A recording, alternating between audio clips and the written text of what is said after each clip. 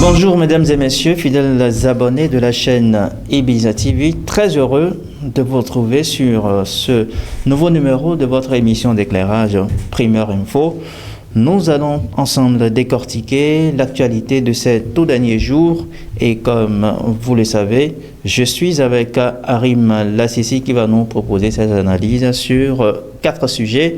Mais avant, nous allons d'abord lui adresser nos salutations. Harim Lassisi, bonjour. Ibrahim Adamou, bonjour à tous nos amis internautes très fidèles à la chaîne Ibiza TV qui nous suivent actuellement. Merci beaucoup Harim Lassisi. Merci également à vous, chers téléspectateurs, vous qui devenez chaque fois de plus en plus nombreux à nous suivre, à commenter et à liker nos publications. Nous vous en remercions et nous vous promettons de plus en plus de très beaux éclairages sur le plateau de Primeur Info. Alors, les 4 sujets que nous avons retenus sont, premièrement, l'installation des maires au Bénin, ensuite l'élection présidentielle du 12 avril 2026, nous allons parler de ces préparatifs, puis nous allons sortir du territoire national pour nous attarder un peu sur l'attaque qui a eu lieu au Niger, les accusations proférées par Tiani contre le Bénin. Et enfin, nous allons terminer avec la suspension des réseaux sociaux au Gabon. Alors, Harim Lassisi, je l'annonçais tout à l'heure, nous allons commencer avec l'installation des maires. Les maires, après l'installation des députés qui a eu lieu le 8 février dernier, nous avons eu droit, comme le prévoit les textes en République du Bénin, à l'installation des maires les 14, 15 et 16 février. Donc, ils ont été désignés conformément à la loi et installés durant ces 3 jours. Alors, Harim Lassisi, est-ce que cette désignation, est-ce que les tractations qui ont mené à cette désignation ont été faites de façon pacifique? Oui, de façon pacifique. D'abord, il faut reconnaître que nous sommes de plein pied dans le processus électoral. Il est prévu dans le calendrier électoral que 2 semaines après que la Sénat, passant par la Cour, aurait publié ou proclamé les résultats, que 2 semaines après qu'on ait quand même les installations des maires en ce qui concerne la gouvernance locale. Alors, donc il faut noter qu'il y a le respect du processus qui est toujours en cours. En dehors de cela, votre question, quand j'en viens à votre question qui est de savoir si les tractations, si tout se passe bien, en gros, tout se passe bien. En gros, tout se passe bien, et même s'il faut reconnaître que par endroits qu'il y a quelques soubresauts, en tout cas mineurs quand même, parce que si ce n'était pas mineur, on aurait quand même... vous savez, la presse aurait quand même jeté son dévolu là-dessus. Donc, mineur et gérable, donc, parce qu'il n'y a pas de loi sans amertume, comme on le dit. Et il faut voir simplement, surtout avec l'accord de gouvernance, qu'il faut laisser le parti qui a obtenu la majorité dans la circonscription électorale ou dans un arrondissement de proposer le chef d'arrondissement ou bien à la mairie de proposer le maire, et le premier adjoint maire vient du parti minoritaire et autres. Tout ça, on n'était pas habitué à ce rythme. Donc il faut comprendre qu'il doit avoir forcément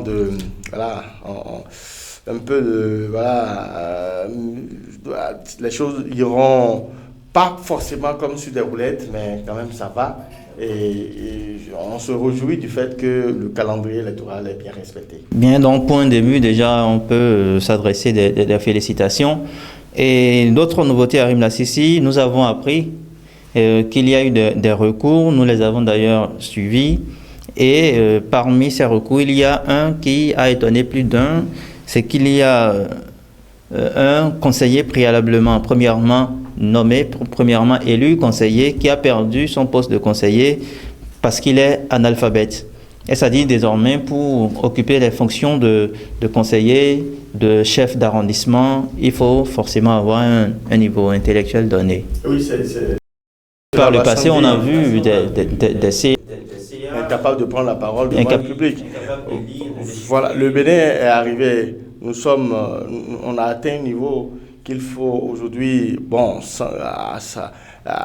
sans modestie aucune, comme on le dit, nous sommes quand même arrivés à un niveau où on ne peut pas se permettre que aujourd'hui, à l'aide de la globalisation, où on suit tout grâce à l'Internet, qu'un conseiller quand même qu'on élu, que ce soit local ou pas, puisse prendre la parole avec beaucoup de difficultés et dire n'importe quoi. Donc, c'est à saluer cette réforme, cet aspect de la chose est à saluer. Et l'autre chose que je salue également, et ça ne concerne pas forcément les maires, ça concerne peut-être les députés. Et il faut le dire que maintenant, quand vous êtes élu député, vous savez que vous avez un mandat et que vous le respectez. Et vous respectez votre base parce que il n'est pas forcément le mandat ne sera pas forcément ne sera pas forcément renouvelable parce que vous savez que vous avez obligation de résultat également. Donc c'est des réformes qui forcément qui vont amener des gens à travailler beaucoup plus. Voilà ce que je peux dire. Alors, merci beaucoup Arim Lassisi. Intéressons-nous à présent au profil des heureux nouveaux maires du Bénin. Que peut-on retenir de leur profil? Alors, quand on parle de profil, d'abord, moi je remarque une certaine jeunesse dans des nouveaux maires. Il y a une jeunesse qui se remarque tout de suite. Et je note une très faible représentativité des femmes dans ces nouveaux maires qui sont en train d'être installés. Je crois qu'ils doivent être au nombre de 4 au total. Et donc il y a un problème malgré cette discrimination positive. Voilà, donc il y a encore du boulot sur ce terrain. Alors, mais quand on vient aux autres maires élus, je veux parler des hommes qui sont élus. Je vais d'abord commencer par mon analyse. Le premier niveau d'analyse, je vais aborder d'abord les villes à statut particulier, à savoir Parakou, et quand on passe par Parakou maintenant, Calavi et Cotonou. Et on constate que les 3 villes à statut particulier que je viens de citer, les prédécesseurs n'ont pas rempli. Les prédécesseurs se sont retrouvés, pour la plupart, c'est des promotions. Quand je prends le cas de Cotonou, on est passé d'un Luc à un autre. On est passé de Luc Atropo à Luc Nyankadja. Et vous allez voir que là, c'est une promotion parce que Luc Atropo est à l'Assemblée nationale. Également, ce qui s'est passé à Parakou et même à Calavi, c'est le cas, c'est l'exception qui confirme en fait la règle parce que le maire Angelo Arondino n'est pas allé. Malheureusement, il n'est pas allé à l'Assemblée nationale. Mais il a eu un remplaçant qui a été, je crois, installé le jeudi 19 février. Alors, donc, et tout ceci fait, quand on prend Cotonou, par exemple, Luc Yakadia a été ministre, sous dans le gouvernement, ministre de gouvernement de ce pays. Donc, quelqu'un qui n'est pas vraiment, on ne dira pas qu'il n'est pas un habitué de la maison, de la chose politique béninoise, on ne le dirait pas. Quelqu'un qui va forcément donner son empreinte, il va faire ses preuves et on aura l'occasion de le constater, vous et moi, pour ce travail-là. On fera peut-être 100 jours après l'installation ou 1000 jours après l'installation, on verra bien, parce qu'ils sont là pour 7 ans, il faut le rappeler. Et quand on va maintenant à Parakou, je crois, c'est un jeune également, du 109 qui est de l'autre côté, qui a commencé par prendre déjà ses marques et qui est en train de donner le ton et qui doit caractériser les travaux au sein de la mairie. Donc, on ne peut que les souhaiter bon vent et bonne mandature à chacun d'eux et on souhaiterait qu'il n'y ait pas de scandale fâcheux et voilà, sous leur règne, on verra bien. Donc, voilà ce que je peux dire très rapidement. Et il va falloir également se défaire ou aller au-delà, d'accord, transcender maintenant les clivages politiques. Les campagnes sont terminées, place maintenant à l'action, au travail sur le terrain. À l'action sur le terrain.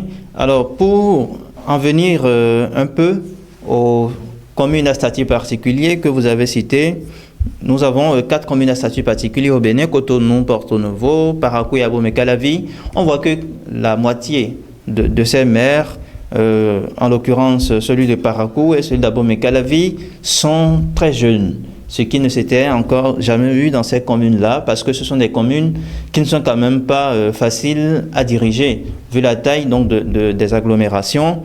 Alors, au regard des défis qui attendent les maires, pensez-vous qu'ils seront vraiment à la hauteur de les relever? Je crois que Patrick Talon nous a habitués à une chose. Il nous a quand même, il a fait comprendre que la compétence n'est pas forcément liée à la jeunesse ou à l'âge. Vous l'aurez remarqué dans son gouvernement du début jusqu'à la fin. D'ailleurs, il n'a pas fait beaucoup de remaniements. Il est resté enraciné, il est resté attaché à la compétence, à beaucoup plus la performance. Et vous allez voir que c'est rien que des jeunes qu'il a utilisés tout au long de son mandat, de ces 2 mandats constitutionnels qu'il a eu. Donc, on peut dire que le défi est peut-être de taille, mais si la compétence y est, je trouve que on n'a pas à s'inquiéter. Il n'y a pas vraiment de quoi à s'inquiéter pour ces jeunes-là qui viennent d'être installés. Parlant des défis, est-ce qu'on peut savoir un peu quels sont les défis qui attendent ces nouveaux maires? Alors, il faut commencer par dire que depuis 2016 que Talon a pris les rênes de ce pays, on a compris que finalement les mairies voilà, se cachent derrière les réalisations de l'État central et les gens sont même, on en vient même à se demander, à se poser la question, qu'est-ce que la mairie fout finalement? Qu'est-ce qu'elle fait finalement pour nous? Parce que c'est là le problème. Vous savez, dans les mairies, normalement, les mairies devaient s'occuper les compétences qui sont liées à la santé, à l'éducation, l'assainissement, l'entretien des voies, la construction des gares routières, des marchés, etc. Tout ça, c'est normalement la mairie qui devait gérer ça. Avec un pouvoir décentralisé. Et là, ça m'amène même à dire que j'ai même des éléments qui me confortent dans ma position. Je dis que est-ce que le Bénin était vraiment prêt depuis 1999 qu'on a commencé par jeter les bases pour la décentralisation et après 2002-2003, est-ce qu'on était vraiment prêt pour cette décentralisation? Parce qu'on a l'impression que finalement les maires sont là pour simplement acter les mariages, pour simplement les problèmes domaniaux. Parce que et là maintenant ils ont 7 ans, ils ont été élus pour 7 ans. On va pas rester là tout le temps à se cacher derrière les réalisations de l'État central. Parce que vous savez quoi? Les secteurs que je viens de citer, il y a ce qu'on appelle les compétences propres et les compétences partagées. Les compétences propres dans la mairie, c'est ce que la mairie même fait avec son propre budget qui est alloué. Alors, maintenant, les compétences partagées, c'est ce que nous partageons, ce que la mairie fait de concert avec l'État central. Mais depuis peu, j'ai parlé de construction de gares routières, j'ai parlé de construction des marchés et autres. Vous voyez, avec tout ce qui se fait à Cotonou, par exemple, et à Calavi, et on a l'impression, tout comme que la mairie ne fout plus rien du tout. Alors, on a besoin de sentir, voilà, ça fait partie des défis. Le tout premier défi, c'est et on doit avoir des élus qui soient à l'écoute de la population, à l'écoute des citoyens. Et c'est d'ailleurs ça. Et même pendant qu'on commence par mijoter et commence par tâter le terrain pour savoir qu'est-ce qu'il faut faire en termes de développement et tout, il va falloir intéresser les citoyens, il va falloir intégrer les problèmes, les réels problèmes des citoyens pour que la mobilisation des ressources soit effective. Parce que c'est le citoyen qui paye des impôts. Il va falloir l'intéresser dans les plans d'action de développement au niveau local. Voilà, donc le premier défi, c'est tout faire pour que le citoyen se sente intéressé dans les plans, dans les projets de développement. Autre chose que j'ai également noté, parce que ça va justement faciliter la mobilisation des ressources. Et autre chose, il va falloir, je l'ai déjà dit, transcender les clivats politiques et travailler véritablement. Il va falloir aller au-delà du simple conformisme. Oui, nous sommes là pour gérer, célébrer les mariages, constater les décès. Non, il faut aller au-delà et convaincre les citoyens que nous sommes là pour vous et que nous sommes à l'écoute et que nous nous écoutons vraiment et que nous sommes prêts à travailler véritablement. Et vous voyez, avec les maires qui viennent au pouvoir maintenant, ils savent qu'ils viennent au pouvoir, sachant que il y a désormais deux casquettes. La première casquette, elle est politique, et la deuxième casquette, elle est administrative. Ils savent qu'en venant au pouvoir, et que d'ailleurs le budget n'est plus de leur prérogative. C'est le secrétaire exécutif désormais qui définit le voilà. Donc il va falloir s'entendre et faire le travail dont nous on veut les voir à l'œuvre, on veut voir de l'action. C'est de ça qu'on a besoin. Donc voilà autant de défis qu'il faut quand même, nous on veut juste les voir au travail et c'est ce que je m'avais dit. Je les souhaite quand même une très bonne mandature, comme je l'ai déjà dit tantôt. Alors, très bonne mandature et vivement que cette mandature soit pour le développement de nos communes, pour la réalisation effective donc de la décentralisation.